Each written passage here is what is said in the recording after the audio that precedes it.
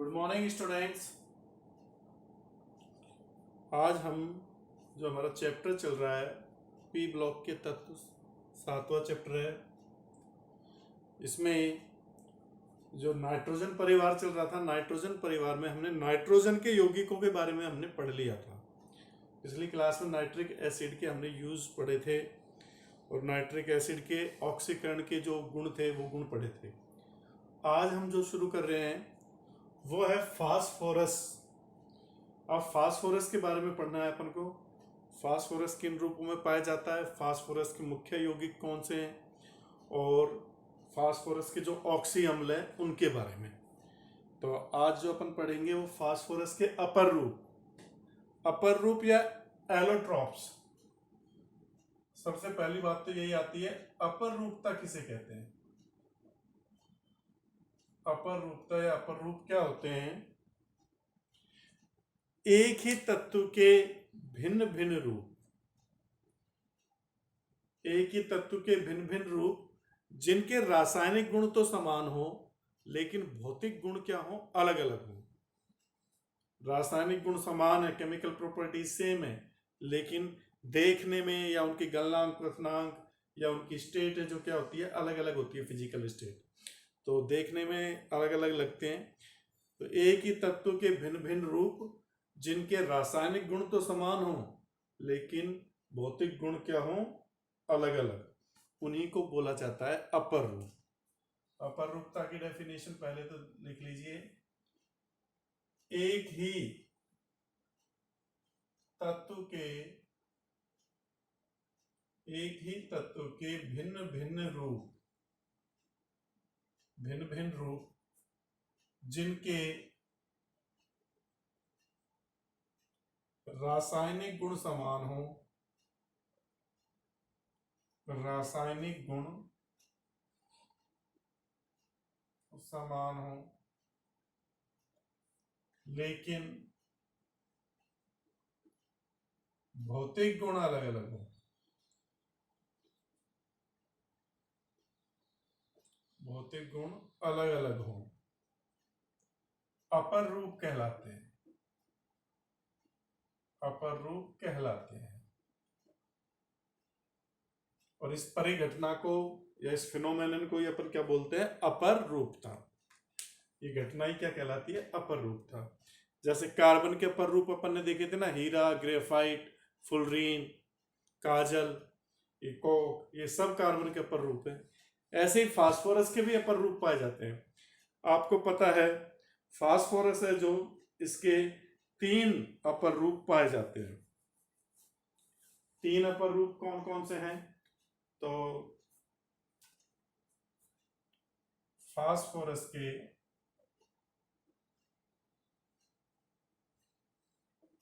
3 अपर रूप पाए जाते हैं। 3 रूपों में पाया जाता है।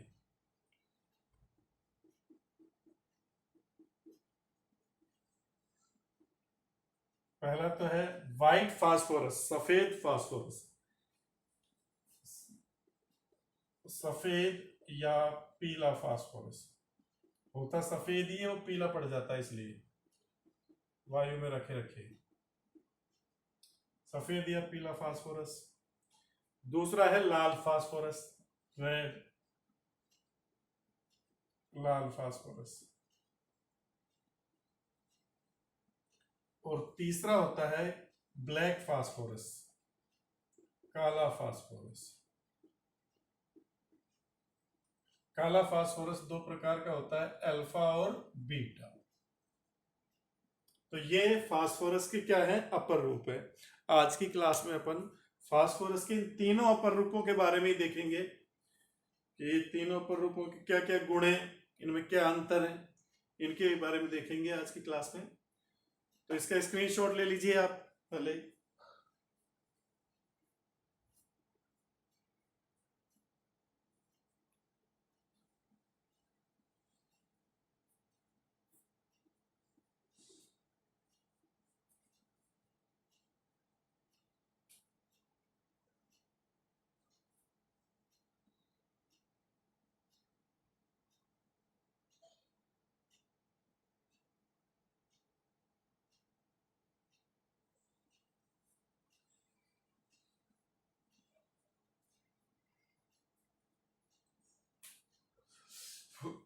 हाँ भाई, अब देखते हैं अपन सफेद, व्हाइट या येलो फास्फोरस।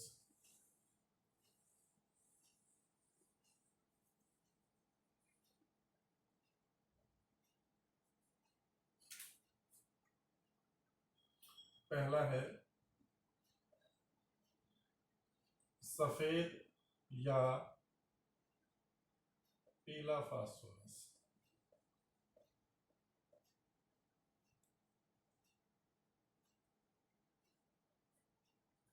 देखिए, देखने में मोम जैसा ठोस होता है, पारदर्शी मोम जैसा ठोस। तो इसकी पहली प्रॉपर्टी क्या है? यह है पारदर्शी, पारदर्शी मोम जैसा ठोस है।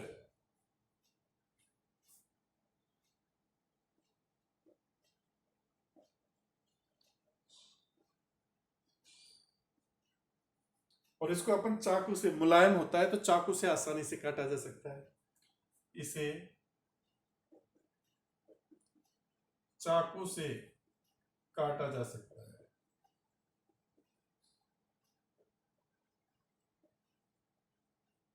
तो देखने में ये कैसा है? मोम, पारदर्शी मोम जैसा ठोस पदार्थ है जिसको अपन चाकू से काट सकते हैं। पहली पहचान हो गई। दूसरी पहचान क्या है? इसकी स्मेल अगर आप सूंघोगे तो आपने लहसुन खाते हो ना, लहसुन में जैसी गंध होती है वैसी इसकी गंध आती है। तो इंपॉर्टेंट प्रॉपर्टी है इसमें लहसुन जैसी गंध आती है। ध्यान रखना है भाई, लहसुन जैसी गंध किस में आती है? व्हाइट फास्फोरस पे। ठीक है। तीसरी प्रॉपर्टी, ये जल में घुलनशील नहीं है, जल में नहीं घुलता, ये जल में अविलय अविलय है। लेकिन कार्बन डाइसल्फाइड CH2 में विलय होता है, CH2 में विलय होता है कार्बन डाइसल्फाइड।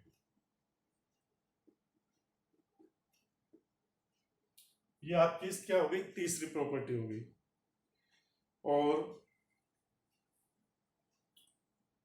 चौथी और एक इंपॉर्टेंट चीज है कि जो इसकी वाष्प होती है वो जहरीली होती है, हमारी हड्डियों को नुकसान पहुंचाती है। फास्फोरस की जो वाष्प होती है ये हड्डियों को नुकसान पहुंचाती है।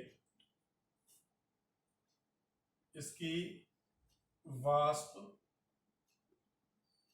जहरीली होती है।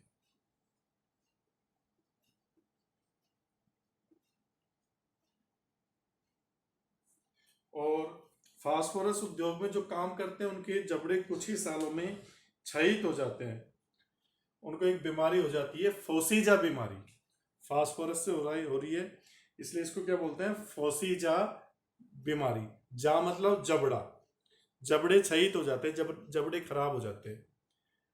तो जबड़े को तो इंग्लिश में क्या बोलते हैं? जा, JAW।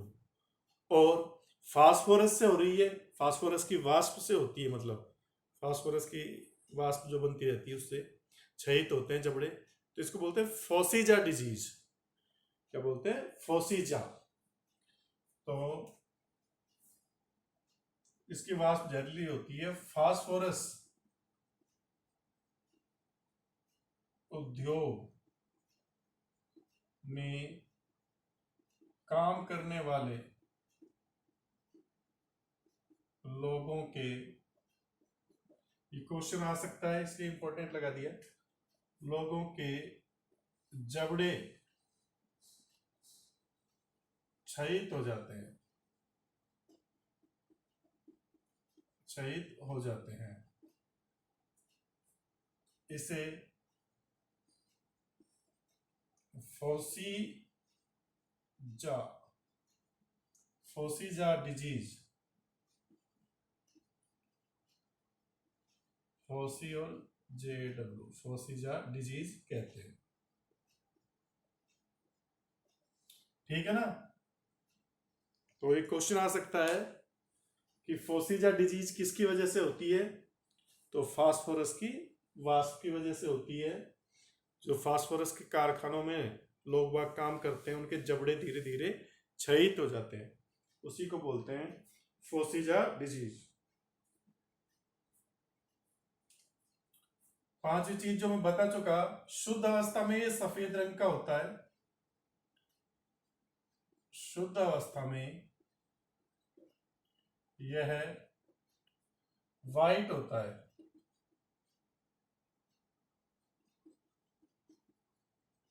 लेकिन रखे रखे पीला पड़ जाता है। वायु में रखा रहता है तो पीला पड़ जाता है धीरे धीरे, लेकिन रखे रहने पर पीला पड़ जाता है।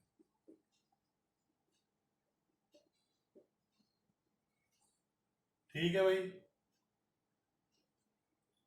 और इसके क्या है, इसका जो गलनांक है वो 317.1 केल्विन, इसका मेल्टिंग पॉइंट 317.1 केल्विन, वह बॉइलिंग पॉइंट क्वथनांक वो होता है इसका 553 केल्विन, 53 केल्विन। ठीक है।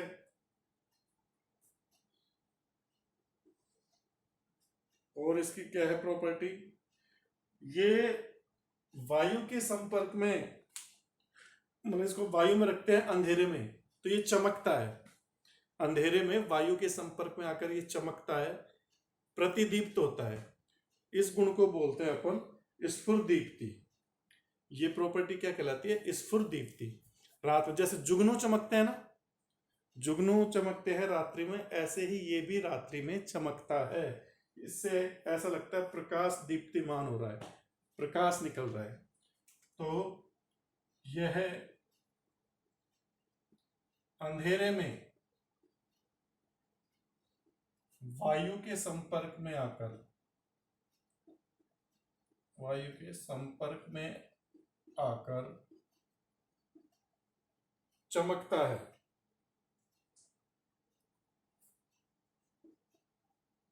चमकता है, ये चमक उत्पन्न करता है, दीप्तिमान होता है, दीप्तिमान होता है। इस गुण को बोलते हैं स्फुरदीप्ति। ये गुण क्या कहलाता है, स्फुरदीप्ति, फॉस्फोरेसेंस। इस गुण को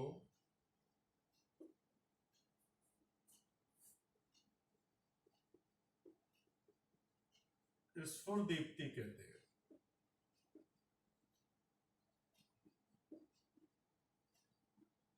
ये गुण कहलाता है स्फुरदीप्ति। तो ये भी इसका इंपॉर्टेंट गुण है, ये स्फुरदीप्ति उत्पन्न करता है। ठीक है ना, जिन पे मैं स्टार लगा रहा हूं मतलब कि उनमें खास बात है, ध्यान रखना है आपको चीजों को। फिर ये अब आते हैं इसकी संरचना के ऊपर। हाँ भाई, इसकी जो संरचना होती है वो चतुष्फलकीय, विविक्त चतुष्फलकीय होती है, और ये एक आणविक ठोस के रूप में उपस्थित होता है फास्फोरस, P4 के रूप में।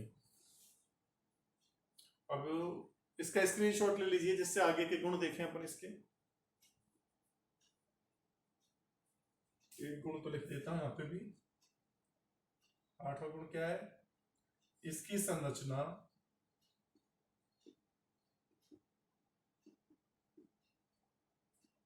विविक्त चतुष्फलकीय होती है।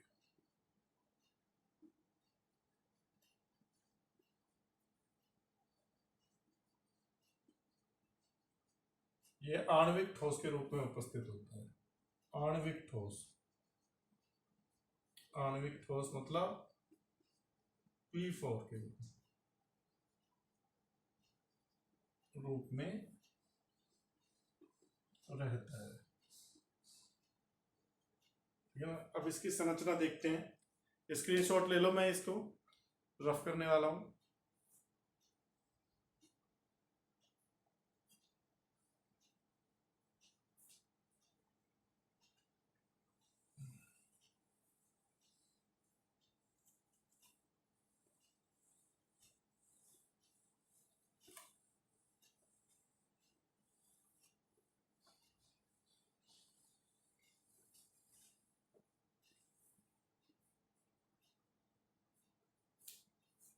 कुछ इस तरह से रहती है इसकी संरचना। फास्फोरस, एक फास्फोरस 3 फास्फोरस के साथ जुड़ा रहता है।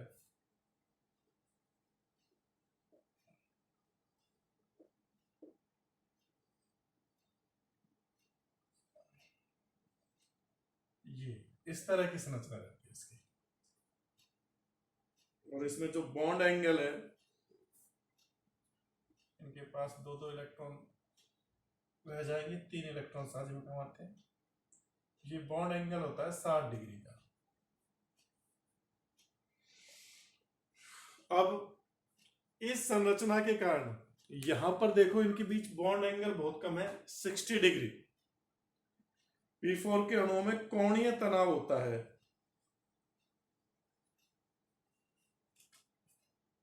फास्फोरस फास्फोरस बंध कोण, PP बंध कोण, बॉन्ड एंगल है जो 60 डिग्री होता है, जिसके कारण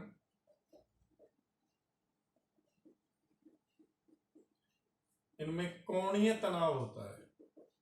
मतलब ये बढ़ाना चाहता है इसको गुण को।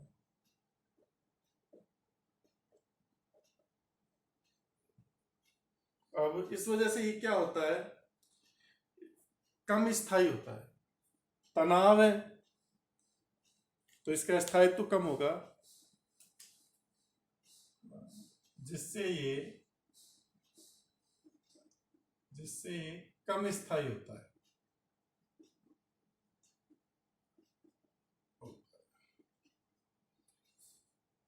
तो ये पॉइंट आपको ध्यान रखना है। जो आपका सॉरी ये भी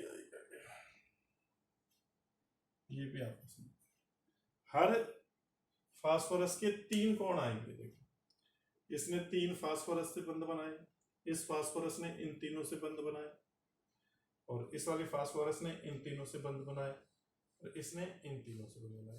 तो हर फास्फोरस 3 बंध बना रही है। पता है ना फास्फोरस का इलेक्ट्रॉनिक विन्यास 1s2 2s2 2p6 3s2 3p3। तो भाइटम कोष में टोटल 5 इलेक्ट्रॉन है, तो 2 तो ये रहे लॉन पेयर के रूप में, और 3 इलेक्ट्रॉन है जो एक एक है, वो क्या बना लेते हैं, आपस में सहसंयोजक बंध बना लेते हैं इस वजह से। और देखिए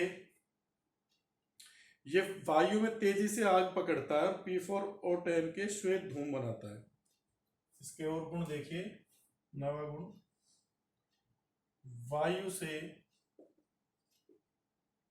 वायु में तेजी से क्रियाशील ज्यादा है, इसलिए आग पकड़ता है। इसलिए इसको खुले में नहीं रखते, पानी में रखा जाता है। इसलिए पानी में रखते हैं इसको।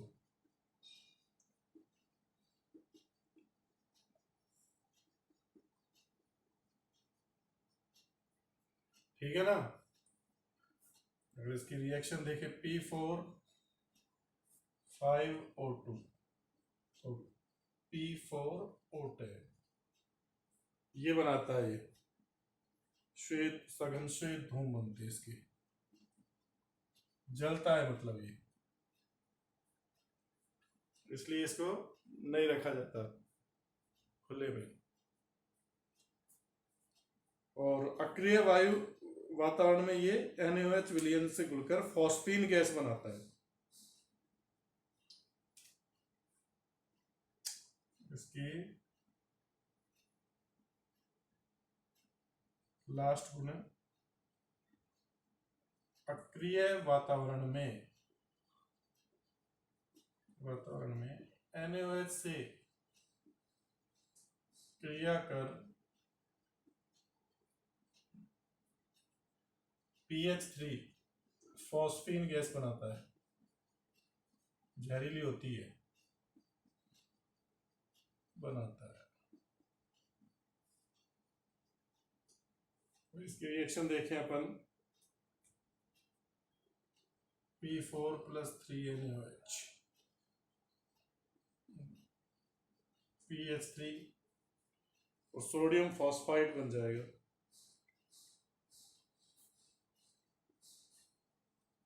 तो बचे 2NaH2PO2।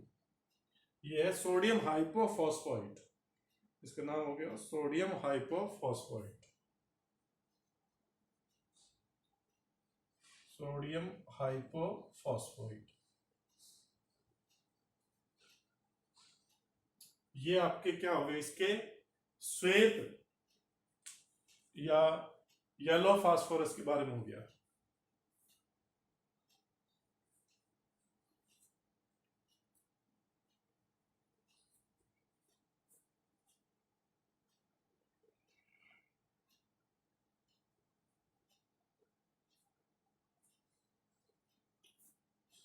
हाँ भाई, स्क्रीनशॉट ले लीजिए। ये आपके व्हाइट फास्फोरस के बारे में हो गया, इसकी प्रॉपर्टीज याद रखनी है, ज्यादा कुछ है नहीं, कठिन टॉपिक नहीं है ये।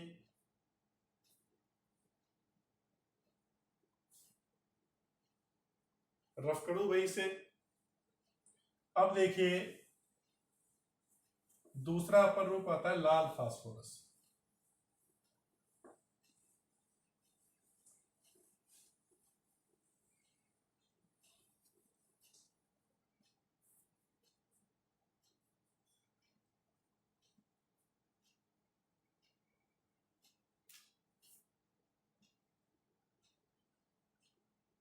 Red phosphorus.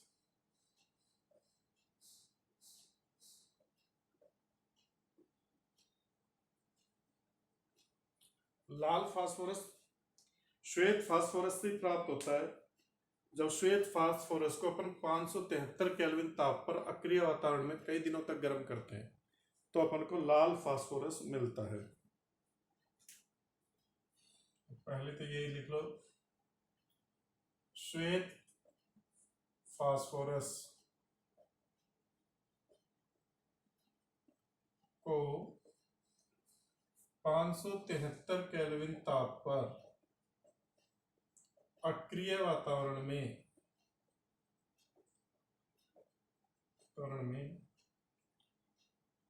कई दिन रखने पर रेड फास्फोरस मिलता है। रेड फास्फोरस मिलता है।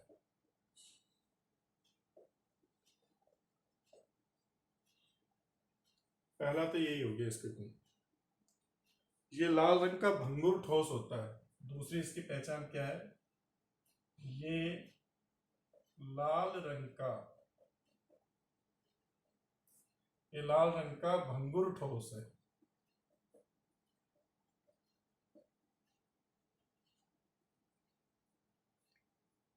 और इसमें कोई गंध नहीं होती। श्वेत फास्फोरस में तो लहसुन जैसी गंध आ रही थी, लेकिन इसमें कोई गंध नहीं होती, गंधहीन है। और ये जहरीला भी नहीं होती, इसकी वाष्प ये विष युक्त नहीं है, विषविहीन है। तो यह गंधहीन है, वह जहरीला नहीं होता, जहरीला या विषैला नहीं होता, जहरीला या विषैला नहीं होता। ये इसकी प्रॉपर्टी है। और ये देखो, जो आपका व्हाइट फास्फोरस था वो जल में तो विलय था, वो जल में तो अविलय था, लेकिन कार्बन डाइसल्फाइड में क्या था, विलय। ये दोनों में ही अविलय है। तो यह ये कुछ इसकी प्रॉपर्टी है इंपॉर्टेंट जो अंतर करती है हमने। यह है H2O,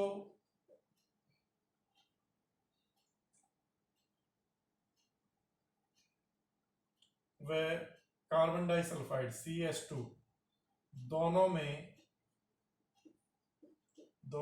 अविलय है। दोनों में क्या है, अविलय है, नॉन सोल्युबल है। और अगली, आपका व्हाइट फास्फोरस अंधेरे में चमक रहा था, स्फुर दीप्ति उत्पन्न कर रहा था, उससे प्रकाश निकल रहा था, लेकिन ये अंधेरे में नहीं चमकता। तो यह स्फुर दीप्तिशील नहीं है। इजीली अंतर हो जाएंगे इनमें। और इसकी क्या है, जो इसकी संरचना है वो बहुलकों के समान होती है। बहुलक क्या होते हैं, एकलक इकाइयां जुड़ जुड़ कर बहुलक बनाती है, बड़े जटिल अणु बनाती है लंबे।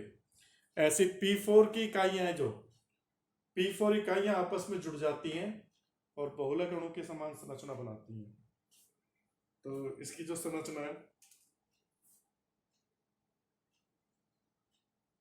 इसकी संरचना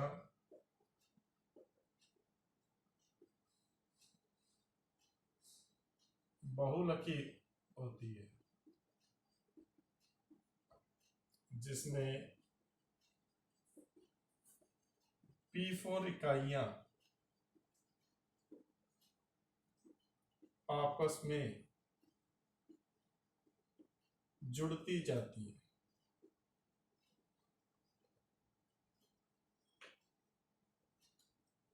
देखो वही चीज अभी जो संरचना बनाई थी आपने व्हाइट फास्फोरस की, वैसी है।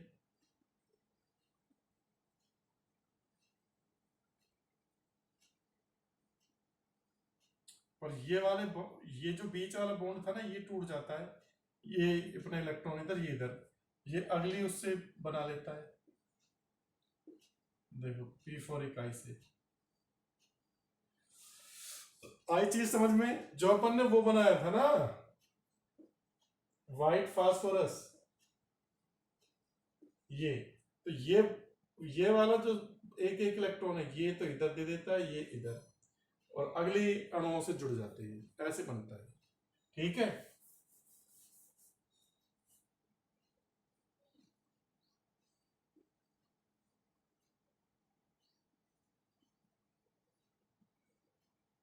इस तरह से तो ये जुड़ता चला जाता है।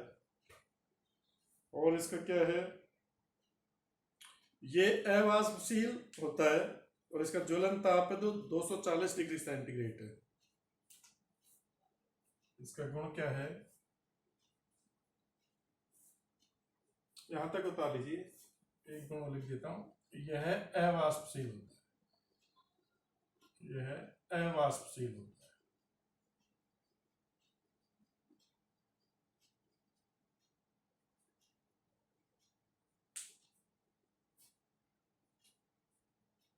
अवाष्पशील होता है। और इसका क्या गुण है कि इसका ज्वलन ताप 240 डिग्री सेंटीग्रेड है। इसका ज्वलन ताप 240 डिग्री सेंटीग्रेड, 240 डिग्री सेंटीग्रेड पे जलता है ये। और ये इसका उपयोग माचिस उद्योग में होता है। श्वेत फास्फोरस से कम क्रियाशील है, श्वेत फास्फोरस से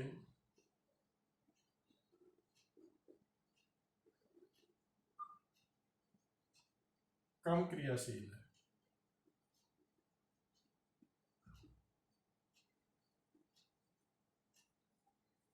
और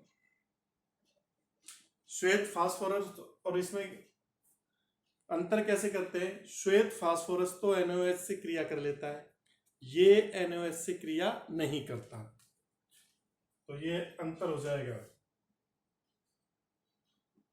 ये NaOH से क्रिया नहीं करता, यह है NaOH से क्रिया नहीं करता, फॉस्फीन गैस नहीं देता है, नहीं करता।